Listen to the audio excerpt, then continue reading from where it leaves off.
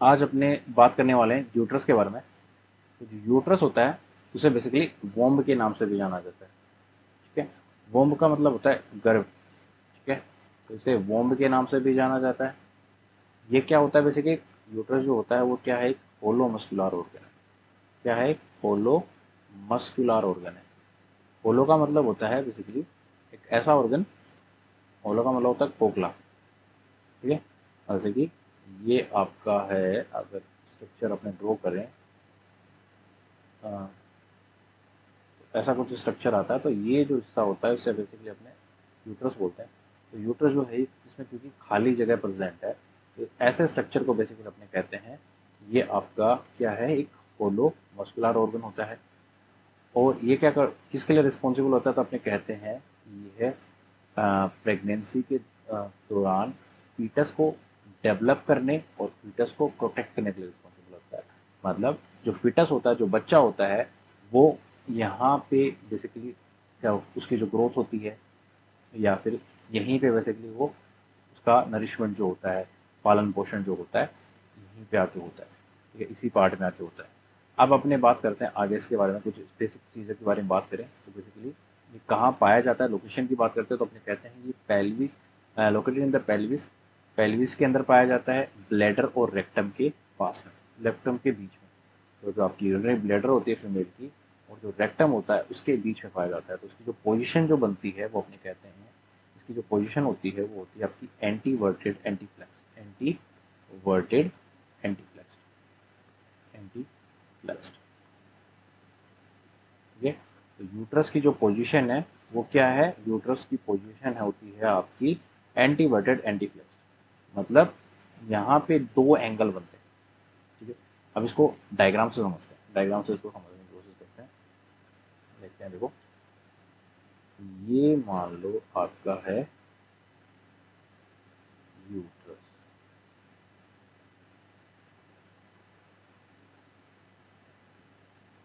तो यहाँ पे बेसिकली दो एंगल बन रहा है। पेन चेंज करता हूँ मैं। देखो, एक तो एंगल लिए, एक एंगल लिए। ठीक है? ये तो आपका हो गया यूट्रस। ये क्या है? यूट्रस। और ये है आपकी वेजाइना। तो यहाँ पे बेसिकली जो ये एंगल बन रहा है 90 डिग्री का, यहाँ पे बेसिकली 90 डिग्री का एंगल बनता है, 90 डिग्री का। इस एंगल को तो अपने बोलते हैं आपका एंगल ऑफ एंटी फ्लेक्शन। और ये है आपका 90 डिग्री का angle, angle of antevert, antevert, ante क्या कह सकते हैं? Anteverted. तो यहाँ पे बेसिकली दो एंगल बनते हैं 90 डिग्री के। ठीक है। यूट्रस की जो पोजीशन बनती है वो कैसे बनती है, इस हिसाब से पोजीशन बनती है। या पोजीशन पूछा जाता है कि क्वेश्चन आ जाता है कि यूट्रस की पोजीशन क्या है, तो आपको लिखना है वहाँ पे एंटी वर्टेड एंटी फ्लेक्स्ड। एंटी वर्टेड किसे बोल रहे हैं? देखो, ये जो आपका यूट्रस है इसकी पोजीशन कुछ इस प्रकार होती है। क्या कह सकते हो? फीमेल के अंदर का जो है जो ओवेरी, आपकी जो वेजाइना है उसकी कैसे कैसे रहते हैं इनकी पोजीशन। तो ये जो है ये आपकी वेजाइना है, ये वाला स्ट्रक्चर। ठीक है। और ऊपर वाला जो हिस्सा है, ये वाला हिस्सा, ये आपकी है आपका यूट्रस। ये यूट्रस है, ये वाला सर्विक्स आ गया, ये सर्विक्स वाला हिस्सा आ गया, और ये आपका वेजाइना आ गया। ठीक है। तो यहाँ पे जो ये एक एंगल ये बन रहा है 90 डिग्री का, और एक एंगल यहाँ पे ये बन रहा है, दो एंगल बन रहे हैं। ठीक है। तो इन्हीं को अपने बोल रहे हैं angle of anti version and anti flexed. एक तो ये एंगल, एक ये एंगल, दो 90 डिग्री के एंगल बन रहे हैं। फिर अपने बात करते हैं इसके कुछ बेसिक, अपने बात करें इसके साइज़ की, तो अपने कहते हैं इसकी जो साइज़ होती है वो होती है 3 इंच गुना 2 इंच गुना 1 inch, 3 into 1 into 1, 3 into 2 into 1। ये लेंथ है, ये ब्रीथ है, ये आपकी हाइट है। ठीक है। Length, width and height. तो बेसिकली ये इसकी साइज़ होती है। ठीक है। इसे अपने पायरीफॉर्म शेप में बोला जाता है। इसकी शेप जो कैसी होती है? नाशपति शेप की होती है, पायरीफॉर्म शेप। ठीक है। पायरीफॉर्म शेप की होती है, होती है आपकी यूट्रस। यूट्रस की जो इसके मेनली तीन पार्ट होते हैं। मेनली इसके 3 पार्ट होते हैं, 3 पार्ट्स। यूट्रस के बेसिकली 3 पार्ट्स होते हैं। एक होता है आपका फंडस, एक होता है आपका बॉडी, एक होता है आपका सर्विक्स। तो सर्विक्स के बारे में अपने पढ़ चुके हैं बेसिकली, ठीक है। इसे कंबाइंड में भी पढ़ा जाता है, कह सकते हो यूट्रस के साथ भी पढ़ा जाता है, और इसको बेसिकली सेपरेटली भी पढ़ा जाता है, ठीक है। तो बॉडी जो है ये मेनली क्या करती है, यहाँ पे आके जो है बेबी का डेवलपमेंट होता है, जो है, या फिर कह सकते हो जो ओवम है वो यहाँ पे आके चिपकता है आपके बॉडी पार्ट पे, और यहाँ एंडोमेट्रियम की जो बॉडी के जो एंडोमेट्रियम लेयर है वहाँ पे आके चिपकेगा, और फिर उसकी ग्रोथ जो है ग्रोथ एंड डेवलपमेंट होगा। फंडस जो होता है बेसिकली ऊपर वाला हिस्सा है, परमोस्ट पार्ट पार्ट होता है, और यहाँ ये किससे बेसिकली फिलिपिन ट्यूब से कनेक्ट होता है, जो आपकी फिलिपिन ट्यूब जो होती है उससे जुड़ता है आपका फंडस पार्ट।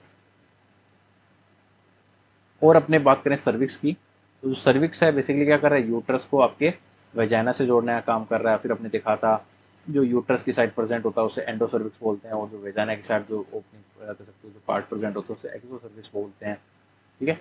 वो सारी चीज़ें अभी अपने इसका डायग्राम देखते हैं। तो देखो ये वाला पार्ट जो है इसे अपने क्या बोल रहे हैं, यूट्रस बोल रहे हैं, ठीक है। इसे क्या बोल रहे हैं, यूट्रस बोल रहे हैं। यूट्रस का ये वाला जो हिस्सा है, ये वाला जो हिस्सा है, जो आपके ऊपर वाला जो हिस्सा है, इसे अपने बोलते हैं आपका कौन सा पार्ट, फंडस पार्ट।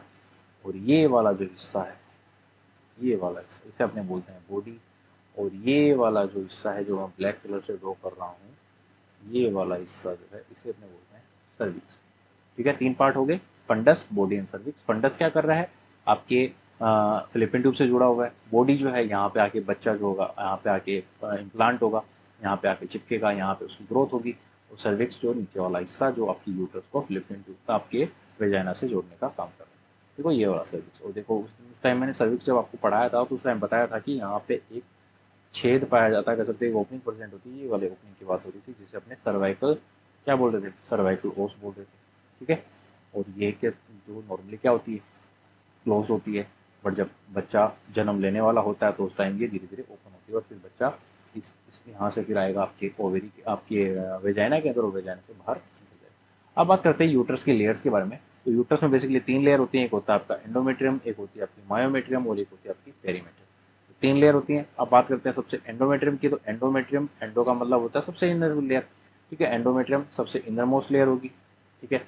यहाँ पे ही आके बेसिकली आपका जो ओवम है वो आके क्या होगा, अटैच होगा, ठीक है। कहाँ पे आके चिपकता है, तो अपने कहते हैं एंडोमेट्रियम पे आके चिपकता है। और एंडोमेट्रियम ही वो लेयर है जो कि शेड ऑफ होती है, ठीक है।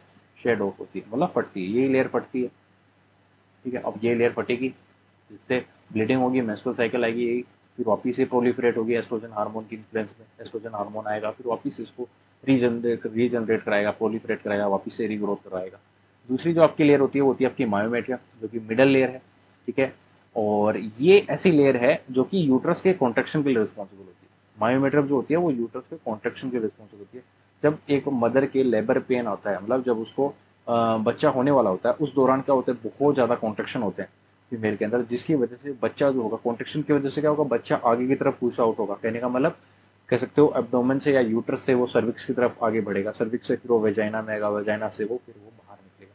तो ये जो यूट्रस कॉन्ट्रेक्शन हो रहे हैं, तो वॉल जब कॉन्ट्रैक्ट रहेगी यूट्रस की, तब जाके जो बच्चा है वो बाहर निकलता है, या आप कह सकते हो यूट्रस से बाहर निकल के वेजाइनल डिलीवरी कंप्लीट होती है। तो यूट्राइन कॉन्ट्रेक्शन के लिए जो है कौन रिस्पॉन्सिबल होता है, तो अपने कहते हैं मायोमेट्रियम लेयर रिस्पॉन्सिबल होती है। फिर आपकी आती है पेरीमेट्रियम लेयर, तो सबसे आउटर मोस्ट लेयर, सबसे बाहर की लेयर होती है, और ये यूट्रस को तो बाहर से कवर करती है। क्या करेगी, बाहर से कवर करिए मतलब क्या करेगी, प्रोटेक्शन देती है, प्रोटेक्ट करती है यूट्रस को, ठीक है। सीधी सी बात है, प्रोटेक्ट करने का काम करेगी। तो ये था लेयर्स के बारे में। फिर अपने बात करते हैं इसके कुछ इसके हाँ चलो लेयर्स को अपने देखते हैं। तो देखो सबसे अंदर वाली लेयर, ये वाली लेयर, इसे अपने एंडोमेट्रियम बोले, जहाँ पे आके बच्चा जो है वो चिपकेगा, ठीक है। फिर अपने बात करते हैं उसके बाद में, देखो ये जो मिडल लेयर है सबसे मोटी है, सबसे लेयर, देखो ये मोटी वाली जो लेयर है ना, इसे अपने बोल रहे हैं मायोमेट्रियम, जो कि कॉन्ट्रेक्शन करवाती है। और तीसरी जो सबसे बाहर की लेयर है, ये वाली लेयर, इस लेयर को अपने बोल रहे हैं आपकी पेरीमेटर, जो कि प्रोटेक्ट करने का काम करती है। अब बात करते हैं अपने फंक्शंस की। तो अपने बोलते हैं कि जो यूट्रस है वो क्या करता है, मेनली अपने कहते हैं कि बच्चे का जो डेवलपमेंट है, फीटस का जो डेवलपमेंट है वो कहाँ होता है, यूट्रस में होता है। ठीक है। अपने कहते हैं मेंस्ट्रुएशन जो होता है और मेंस्ट्रुअल ब्लड जो निकलता है वो किससे निकलता है, यूट्रस से निकलता है, क्योंकि यूट्रस की जो एंडोमेट्रियम है वो फट जाती है, जिसकी वजह से क्या होगा, ब्लीडिंग होगी। तो मेंस्ट्रुएशन के लिए आपका यूट्रस रिस्पॉन्सिबल। और तीसरी चीज जिसके लिए रिस्पॉन्सिबल होता है, लेबर एंड डिलीवरी। कहने का मतलब क्या है, यूट्रस की जो एंडोमायोमेट्रियम है जब वो कॉन्ट्रैक्ट करेगी, जब वो क्या करेगी, कॉन्ट्रैक्ट होगी, बार बार बार बार कॉन्ट्रेक्शन उसके अंदर आएंगे, इसकी वजह से क्या होगा, बच्चा नीचे की तरफ निकलेगा, बच्चा आपके सर्विक्स में आएगा, सर्विक्स से आपके वेजाइना में आएगा और फिर डिलीवर हो जाएगा। तो लेबर और डिलीवरी के लिए बेसिकली यूट्रस रिस्पॉन्सिबल होता है। तो 3 काम कर रहा है, बच्चे के डेवलपमेंट के लिए, मेंस्ट्रुएशन के लिए और डिलीवरी के लिए आपका यूट्रस रिस्पॉन्सिबल होता है। फिर अगर हमने बात करते हैं किसकी, आपके किसकी अपने बात कर फिर अपने बात करते हैं कि इसको ब्लड सप्लाई कौन करता है,